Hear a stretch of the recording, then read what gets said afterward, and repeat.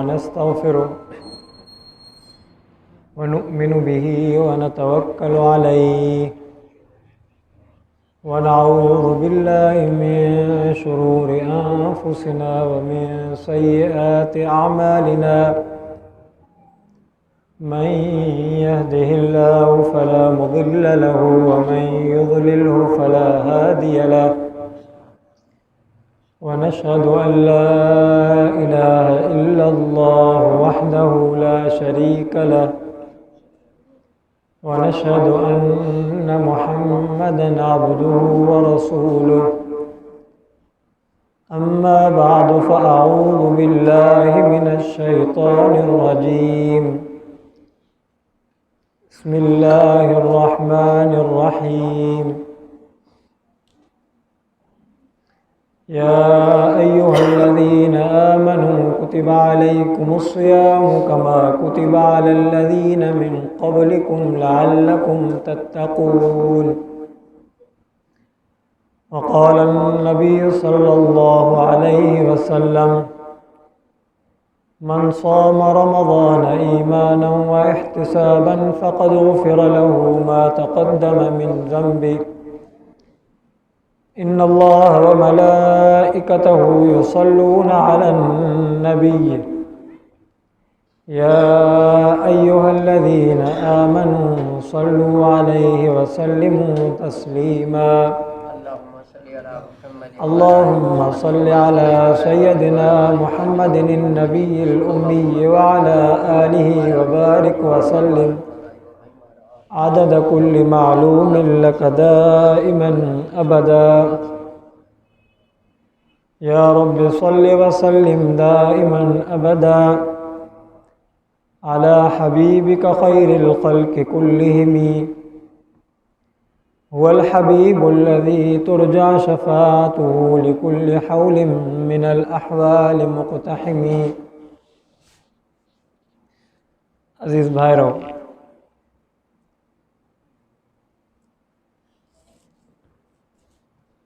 रमज़ान मुबारक जो महीनो इंतिहाई अज़मतुनि ऐं इज़्ज़तुनि वारो महीनो आहे।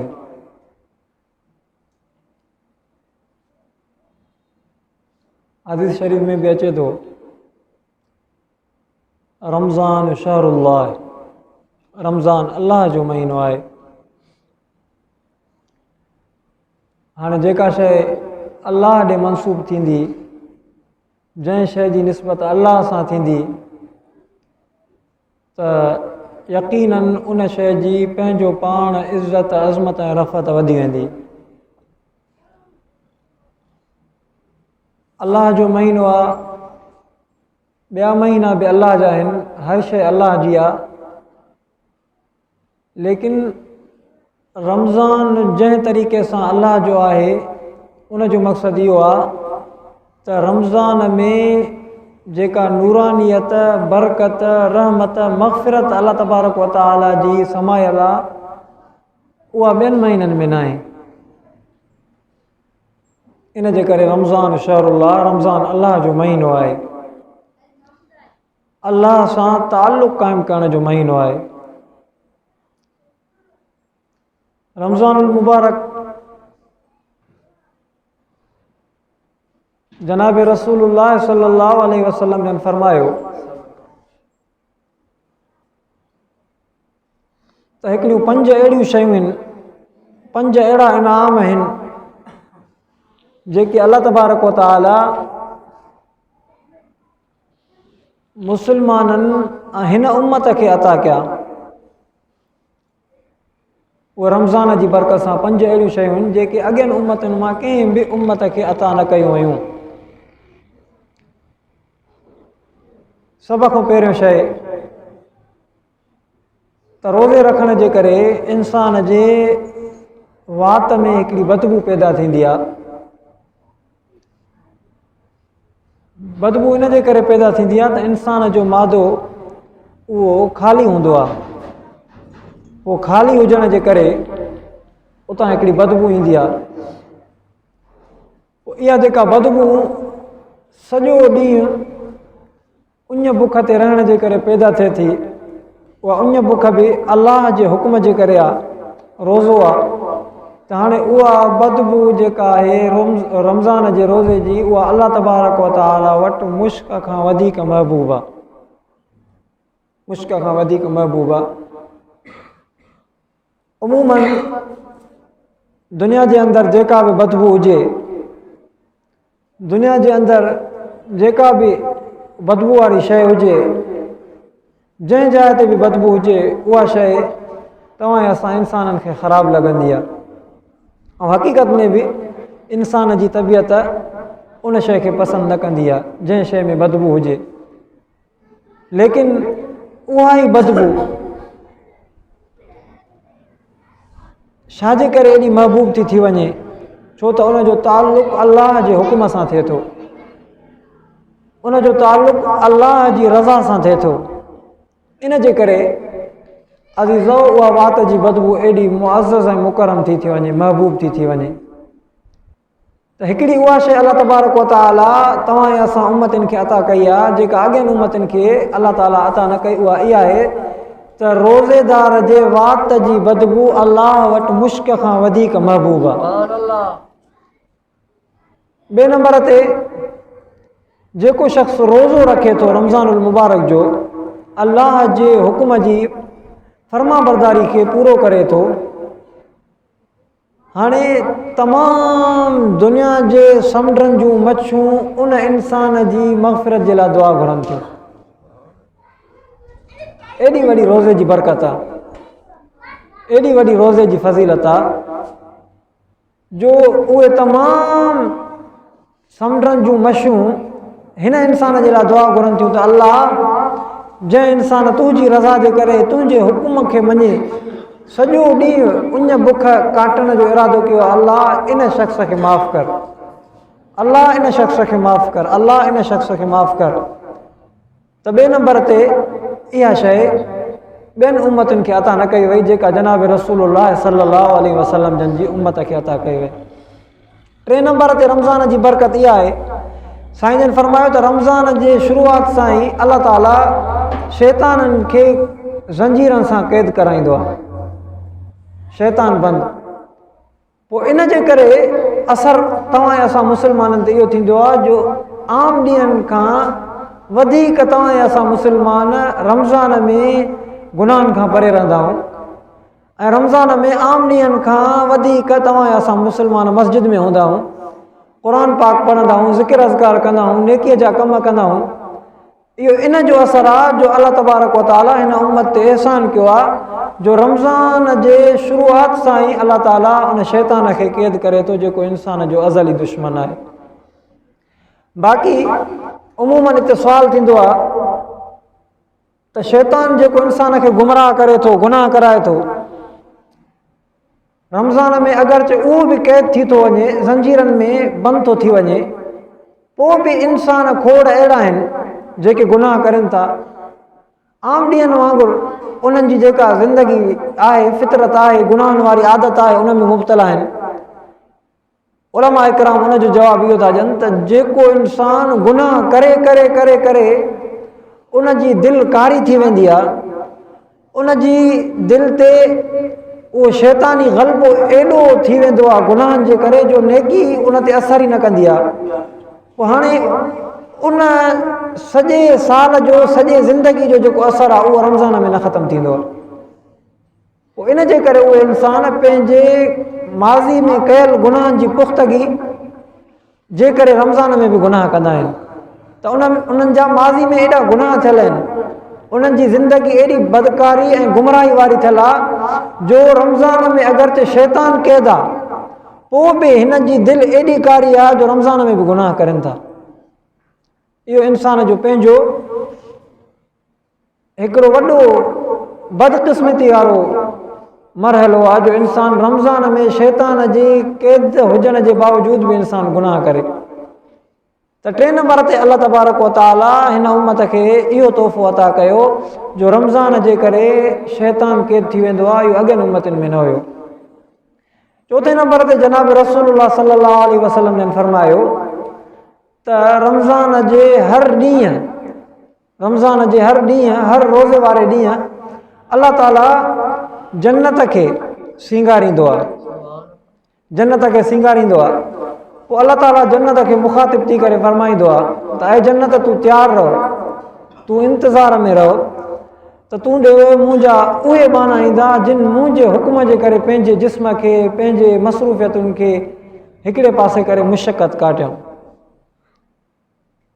हर ॾींहुं अल्लाह ताला जन्नत खे सींगारे उनखे मुखातिब थी ईअं चवंदो आहे रोज़ातनि जे लाइ। त हाणे इहा शइ अल्लाह ताला तव्हां ऐं असां ऐं जनाब रसूलुल्लाह सल्लल्लाहु अलैहि वसल्लम जिन जी उम्मत खे अता कई जेका अॻियुनि उम्मतुनि खे न हुई। 5 नंबर ते इनाम जनाब रसूलुल्लाह सल्लल्लाहु अलैहि वसल्लम जन फरमायो जॾहिं रमज़ान पूरो थींदो आहे त रमज़ान जी आख़िरी राति अल्लाह तबारक व तआला रोज़ातनि जी मग़फ़िरत जो ऐलान फरमाईंदो आहे मलाइकनि खां त बाबा जिन जिन रोज़ा रखिया, जिन जिन अल्लाह जो हुकुम मञियो, जिन जिन पंहिंजो पाण खे पंहिंजे जिस्म खे मुशक़त में आंदो, उन बुख जी तकलीफ़ सठूं, गर्मी सठूं, ॾुख सठूं ऐं तरावीहनि में बीह करे थकावट खे सठूं, त हाणे अल्लाह तबारक व तआला आख़िरी राति ते उन्हनि तमामु रोज़ातनि खे तरावीहनि पढ़ण वारनि खे मज़दूरी में मग़फ़िरत अता फरमाईंदो आहे। जीअं दुनिया जे अंदरि को इंसानु ॾियाड़ी ते मज़दूरी कंदो आहे त जॾहिं ॾींहुं पूरो थींदो आहे, शाम जा 4-5 थींदा आहिनि त उन इंसान खे उहो मालिक मज़दूरी ॾींदो आहे जेका हूंदी आहे पैसो टको। त अल्लाह तबारक व तआला रमज़ान में जेका तव्हां ऐं असां मज़दूरी कयूं था, रोज़नि वारी, क़ुर पाक वारी, ज़िक्र वारी, तहजुद वारी, तरावीहनि वारी, हाणे सॼो रमज़ान तव्हां ऐं असां इहे मज़दूरी कयूं था, नेकियूं कमायूं था। आख़िरी राति अल्लाह तबारक व तआला इन मज़दूरी जो ऐलान मग़फ़िरत जे ज़रिए करे थो। त अज़ीज़ो एॾी वॾी ॻाल्हि आहे जो इंसानु इन रमज़ान जे करे बख़्शिजी थो वञे। त हाणे इहे 5 शयूं अहिड़ियूं हुयूं जो अल्लाह तबारक व तआला हिन उम्मत खे अता फ़रमायूं ऐं जेके अॻियुनि उम्मतनि खे इहे शयूं न हुयूं। अज़ीज़ो इन जे करे तव्हां ऐं असां मुस्लमान बि इन रमज़ान में फ़ाइदो वठूं, इन रमज़ान में फ़ाइदो वठूं, इन बख़्शिश ऐं अल्लाह जी रहमत ऐं मग़फ़िरत में फ़ाइदो वठूं। ऐं पहिरियों ॾाको जेको आहे रमज़ान जो, जेको हाणे तक़रीबन पूरो थियण वारो आहे सुभाणे, इहो पहिरियों ॾाको वरी अल्लाह तबारक व तआला जी बेपाया रहमत जो ॾाको आहे। इन में अल्लाह जी रहमत मूसलाधार बारिश वांगुरु वसंदी आहे। जीअं वॾफड़ो मींहुं तेज़ी सां वसंदो आहे, तेज़ी सां वसंदो आहे, ईअं अल्लाह जी रहमत हूअं त सॼे रमज़ान में वसंदी आहे, पर पहिरियों ॾाको वरी अल्लाह जी रहमत सां सफ़ा ख़ासि आहे जो इंसानु थोरो झुकी पए, इंसानु रोज़ो रखे, रोज़े रखण खां पोइ वरी इंसानु उहे शयूं बि अपनाए जेके अल्लाह तबारक व तआला जिन शयुनि खां मना कई आहे। खोड़ इंसान अहिड़ा हूंदा आहिनि जेके रोज़ो त रखंदा आहिनि, उन बुख जी त तकलीफ़ काटींदा आहिनि, पर उहे इंसान ग़ैर शरई कमनि खां न बचंदा आहिनि। ग़िला ग़ीबत खां न बचंदा, बदकारी खां न बचंदा, पंहिंजे टेम खे अजायो ड्रामनि में पास कंदा, या अहिड़े तरीक़े सां खोड़ अहिड़ा रोज़ेदार बि हूंदा आहिनि असांजा सादा जेके वीचारा निमाज़ ई न पढ़ंदा आहिनि। उन्हनि सम्झो आहे त शायदि रोज़ो आहे ई बसि उन बुख जो, सुबुह जो सेरी करणी आहे, शाम जो इफ़्तारी करणी आहे। न मुस्लमानो, रोज़ो इन शइ जो नालो न आहे त सिर्फ़ु उन बुख काटिजे। रोज़ो इन शइ जो नालो आहे त तव्हां ऐं असां मुस्लमान रोज़ो रखी करे तमामु उन्हनि शयुनि खां बचूं जेके शयूं गुनाह में दाख़िल थियनि थियूं, जेके शयूं गुनाह में दाख़िल थियनि थियूं। इन जे करे हदीस शरीफ़ में बि अचे थो त खोड़ अहिड़ा रोज़ेदार हूंदा, खोड़ अहिड़ा रोज़ेदार हूंदा जिन खे रोज़े जी बुख, इन रोज़े जी बुख खां सवाइ कुझु बि हासिलु न थींदो। उहे अहिड़ा इंसान हूंदा जेके रोज़े रखण जे बावजूदि बि गुनाहनि में मुब्तला हूंदा। ऐं रोज़े जी माना हक़ीक़त में इहा आहे सब्र। रोज़े जी माना आहे त पंहिंजो पाण खे बचाइणु। हाणे पंहिंजो पाण खे बचाइणु उन्हनि कमनि खां बचाइणु जेके शरीयत जे ख़िलाफ़ आहिनि, ज़ुल्म ज़्यादती खां बचाइणु, हराम खाइण ऐं हराम कमाइण खां बचाइणु, बुराइनि खां बचाइणु, बदनज़री खां बचाइणु। तॾहिं उहो रोज़ो जेको असली माना आहे रोज़े जी, अल्लाह जो ख़ौफ़ ऐं अल्लाह जी तक़वा हासिलु थींदी, तॾहिं थींदी जॾहिं असां इन्हनि शयुनि खां पंहिंजो पाण खे बचाईंदासीं रोज़े में। या अय्युहल्लज़ीना आमनू कुतिबा अलैकुमुस सियाम कमा कुतिबा अलल लज़ीना मिन क़ब्लिकुम लअल्लकुम तत्तक़ून में बि इहा ई शइ आहे। सभ खां पहिरियों त इन आयत में इहा शइ आहे त तव्हां मुस्लमानो परेशान न थियो। मथां तव्हां सम्झो त अल्लाह ताला तव्हां असांखे ई मुसीबत में विझो आहे, असांखे इहे रोज़ा फ़र्ज़ु कया अथई, बल्कि अल्लाह ताला आथत थो ॾिए त तव्हां खां अॻु में बि जेके उम्मत हुयूं उन्हनि ते बि रोज़ा फ़र्ज़ु हुया, लेकिन हर उम्मत ते रोज़ा जेके हुया पंहिंजी पंहिंजी नोइयत सां फ़र्ज़ु हुया। किन उम्मतनि ते ईअं रोज़ा फ़र्ज़ु हुया त बाबा हिकु ॾींहुं रोज़ो रखो, हिकु ॾींहुं न रखो, हिकु ॾींहुं रोज़ो रखो, हिकु ॾींहुं न रखो। किन किन उम्मतनि ते वरी ॿ महीना लगातार रोज़ा हुया, किन उम्मतनि ते कीअं हुया, किन उम्मतनि ते कीअं हुया। तमामु उम्मतनि ते रोज़ा फ़र्ज़ु हुया, लेकिन उन्हनि जो तरीक़ो जुदा जुदा हुयो। इन जे करे अलाह तबारक व तआला तव्हां असांखे आदत थो ॾे, ऐं मुस्लमानो, ऐं जनाब रसूलुल्लाह सल्लल्लाहु अलैहि वसल्लम जन जा उम्मती हो, तव्हां परेशान न थियो। इहे रोज़ा तव्हां ते ई फ़र्ज़ु न कया विया आहिनि, इहे रोज़ा तव्हां खां अॻु में बि उम्मतूं जेके हुयूं उन्हनि ते बि फ़र्ज़ु कया विया। हाणे इन्हनि रोज़नि जो नतीजो छा आहे? साईं कणिक पोखियूं था ज़मीन में, को ॿी का शइ पोखियूं था या ॿियो को धंधो कारोबार कयूं था, उनजो को नतीजो हूंदो आहे त मूंखे इन खां पोइ हिकिड़ो नतीजो मिलंदो, मूंखे पैसा मिलंदा, मुंहिंजो कारोबार वधंदो। कणिक पोखियूं था त बाबा असांखे अन्न मिलंदो, असांजो पेट पलंदो। त रोज़ो जे रखूं था, सॼो ॾींहुं उञ बुख काटियूं था, मुशक़त कयूं था, त इन जो आया नतीजो छा आहे? या सिर्फ़ु असां ई हरू भरू या उञ बुख काटियूं था, ॾींहं जूं तकलीफ़ां बर्दाश्त कयूं था। अलाह ताला फरमायो लअल्लकुम तत्तकून, इन रोज़े जो नतीजो इहो आहे त इंसानु मुतक़ी ऐं परहेज़गार थी वेंदो आहे। इंसान जी दिलि में अल्लाह जो ख़ौफ़ ऐं इंसान जी निस्बत अलाह ताला सां रोज़े जे करे क़ाइमु थी वेंदी आहे। उहा तॾहिं क़ाइमु थींदी आहे अज़ीज़ो, जॾहिं तव्हां असां रोज़े खे हक़ीक़ी तरह सां रोज़ो करे गुज़ारींदासीं। इन जे करे अज़ीज़ो, तव्हां असां ते बि ज़रूरी आहे त असां मुस्लमान इन रमज़ान जो फ़ाइदो वठूं, अल्लाह जी रहमत जो फ़ाइदो वठूं, अल्लाह जी मग़फ़िरत जो फ़ाइदो वठूं। इंसानु पंहिंजे गुनाहनि जे करे परेशान हूंदो आहे त मां पंहिंजा गुनाह कीअं माफ़ु करायां, मां पंहिंजूं कयल ख़ताऊं कीअं माफ़ु करायां, मां अल्लाह जे नज़रुनि में किरी पियो, हाणे ॿीहर मां अल्लाह जे नज़रुनि में कीअं महबूब थियां, मंज़ूर थियां, मक़बूल थियां। इन जे करे अल्लाह जी रहमत जो महीनो आहे, अल्लाह जी मग़फ़िरत जो महीनो आहे। तव्हां असां मुस्लमान उन अल्लाह जे हुकुम ॾसल खे गुज़ारींदासीं, उन मुताबिक़ रमज़ान खे गुज़ारींदासीं त यकीनन असांजा गुनाह बि माफ़ थी वेंदा, असां दुबारा अल्लाह वटि मंज़ूर ऐं मक़बूल थी वेंदासीं। ऐं असां मुस्लमाननि में त इहा कैफ़ियत आहे जो असांखे फ़िक्र ई न आहे त असांखे गुनाह बि कया आहिनि, वरी उन्हनि जी माफ़ी बि वठणी आहे। असां पोयनि बुज़ुर्गनि खे ॾिसूं, पंहिंजे अकाबिर खे ॾिसूं, पंहिंजे वॾेरनि खे ॾिसूं, हता के सहाबा इकराम खे ॾिसूं, सहाबा इकराम खे ॾिसूं, उन्हनि जी ज़िंदगी में हिकिड़ी थोरी बि ग़लती थी वेंदी हुई, उहा मुज़तरिब ऐं परेशान हूंदा। जनाब रसूलुल्लाह सल्लल्लाहु अलैहि वसल्लम जिन जी ख़िदमत में हाज़िर थींदा, अल्लाह जे रसूल मां हीअ ग़लती थी वई आहे, उहे ॾकंदा, परेशान हूंदा अल्लाह जे ख़ौफ़ मां। उहे बयाबाननि ऐं झंगनि में हलिया वेंदा, पंहिंजा मथा जबलनि में टकराए अल्लाह ताला खां माफ़ी वठंदा त अल्लाह असांखां छो ग़लती थी वई। हज़रत अब्दुर रहमान जनाब रसूलुल्लाह सल्लल्लाहु अलैहि वसल्लम जिन जो सहाबी आहे, उहा कंहिं घिटी में वञे थो, कंहिं हिकिड़े घर जे दरवाज़े तो परदो लथल आहे, हे घिटी में वञे थो, वञणु जीअं जो वञे थो त हिकिड़ी गैर मुहरम औरत ते हुनजी नज़र थी पए, धारी औरत ते हुनजी नज़र थी पए। हालांकि उन ॾे चिताए नथो ॾिसे, बसि वेंदे वेंदे नज़र पइजी थी वञे। हदीस शरीफ़ में बि आहे त पहिरीं नज़र माफ़ आहे, या अली ला तुतबिउ नज़रत नज़रत फ़इन लकल ऊला वलीसत लकल आख़िरत, पहिरीं नज़र माफ़ आहे, ॿी नज़र जेका आहे उहा माफ़ न आहे। त हिन सां बि कोई ओचिते पहिरीं नज़र पइजी वई, हिन सम्झो त मां वॾो गुनाह थी वियो। ऐं गैर मुहरम ऐं धारी औरतुनि ॾे ॾिसणु इहो कबीरो गुनाह आहे। इन सां इंसान जी दिलि जी रुहानियत ऐं तक़वा ख़राब थी वेंदी आहे, ख़तमु थी वेंदी आहे। उहो जेको असां इबादत कयूं था, निमाज़ पढ़ूं था, ज़िक्र कयूं था, नेक कम कयूं था, हाणे इहे तमामु नेक कम नेकियूं उहे हिकिड़ी नज़र धारी औरत ॾे नज़र जे करे सड़ी तबाह थियूं थी वञनि, इंसान जी दिलि कारी थी वञे। पोइ उन नज़र हिकिड़ी जे करे इंसानु वरी ॿियनि गुनाहनि ते बि आमादा थी थो वञे। पोइ उहो साहबी सॻोरो बयाबान ऐं जंगनि में हलियो वियो अल्लाह ताला खां माफ़ी वठणु। बहरहाल पोइ जनाब रसूलुल्लाह सल्लल्लाहु अलैहि वसल्लम जन ॾे हज़रत जिब्राइल आयो, चई अल्लाह जा रसूल अब्दुर रहमान जी असां माफ़ी क़बूल कई आहे, तव्हां हाणे उनखे घुराए उनखां हवालु वठो। त हज़रत अब्दुर रहमान उहो झंगलनि में वियो, साहबी उनखे ॻोल्हण विया, जीअं जो उनखे ॾिठऊं त उहो साहबी पंहिंजो मथो उन जबल सां टकराए टकराए अल्लाह जे अॻियां रोई माफ़ी घुरे पियो। हक़ीक़त में गुनाह थियल न हुयो, छो त पहिरीं नज़र हुई, लेकिन सहाबा जेके जनाब रसूलुल्लाह सल्लल्लाहु अलैहि वसल्लम जिन जी सोबत में वेठा, उन्हनि खे इहा शइ बि गुनाह लॻे पई।